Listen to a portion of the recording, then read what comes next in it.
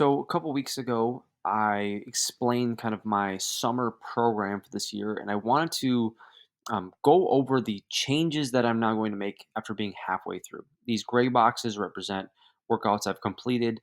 I didn't write all my notes in here on this version of the file. I have the actual like numbers and the weight I lifted at each movement on my original copy that's on my computer here. This is just a version for the recording, but I've completed all the stuff in gray and this one that's in like this reddish pink color. But this workout went horribly for reasons I explain in a different video. But I wanted to explain why I'm going to make the changes that I'm going to make and how I'm going to make them. I think that'll provide a lot of value for many of you who are programming for yourselves and trying to figure out the decision making process that you need to go through when you're deciding if you need to make changes to your own program. So that's what I hope this video can do for people so you can see exactly why I'm doing what I'm doing. So, first of all, what's not really changing are my upper body days. On day 2 of each week, which is typically on Tuesday, but not always, I'm going to lead with a bench. I'm going to have some sort of press variation and then tricep work behind it. On my day 4, which is usually Friday, I'm gonna have the main press movement, then which is just the press. It's gonna be the press every single week. Then there's a bench variant, bench supplemental bench movement, and then some sort of pulling. Not like a deadlift pulling, but like think more like arm, almost like arm day. There's chins, there's curls, there's fun stuff like that, weighted chins, etc. But I am flipping around a few things on my leg days. So that's, well, lower body, I should say. They're not really leg days. So that's uh, because it's important why I'm making the distinction that I'm making. And you'll see the explanation here in a moment. So, what's been going on is I have been cycling through 8-5-2, 8-5-2 with that rep scheme with each of these three lifts, not with deadlifts.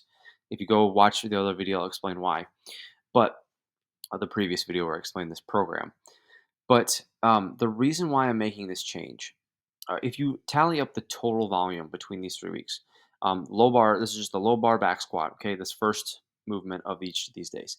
8 reps times 3 sets, 24 reps, 15 reps, 6 reps total. You average that out, it averages out to 15 reps a week. And that's about the volume that I used previously on programs that were very successful for me. Now, the difference is that I'm also doing these Zercher squats behind them. Well, I have been doing the Zercher squats. You'll see this is different now. I've been doing these Zercher squats behind them for 3 sets of 5, another 15 reps. And I don't think necessarily that the Zercher squats are the thing that is crushing me per se. But I am getting very, very sore by the end of these workouts. And you can see here I have stiff leg deadlifts in the past, some of these other hamstring dominant movements. Um, so there's two things kind of at play here.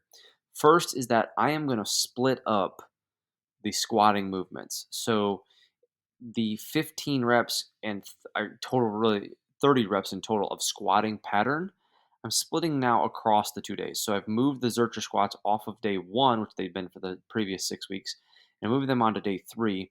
And I'm flip flopping those with the power cleans that were on this day. And the reason why is this: volume is very important in a strength training program. And the volume here is fairly high for what I had been doing previously in squat patterns.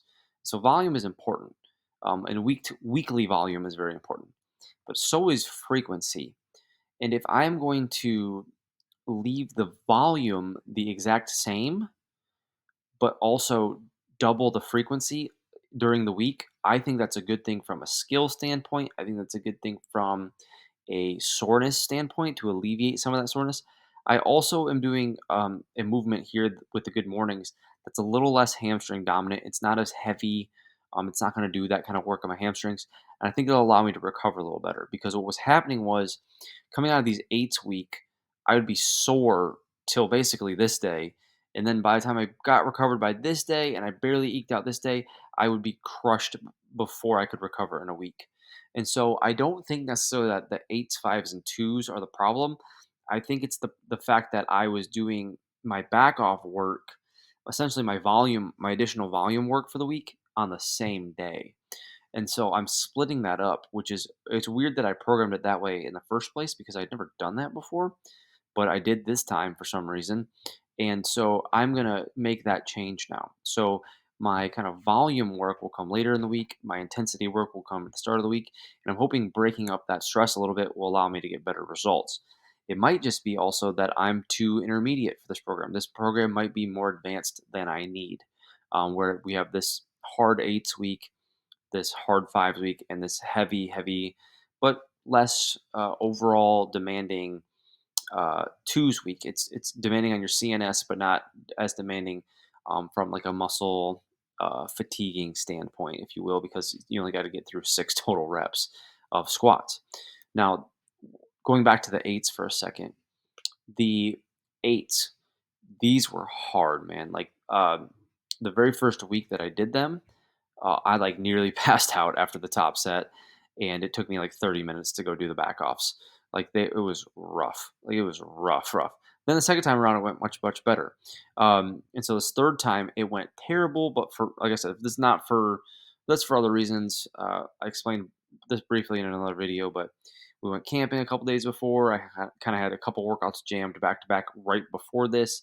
It was just a poor decision on my part. That was my bad decision making, my own stupidity on that one. But um, going back to the original point of the video here, if you are somebody who is intermediate to advanced, possibly, I don't know that I'm advanced, but an intermediate ish lifter, the volume that you have weekly matters. Like the volume week to week kind of has to go up. And what I mean by volume is not necessarily just, I guess I should say the tonnage has to go up for a given movement slightly.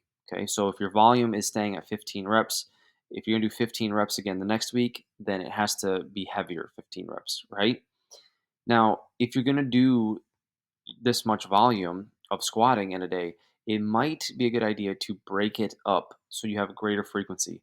Frequency is also important. It's not just volume, it's volume and frequency in tandem driving the progress.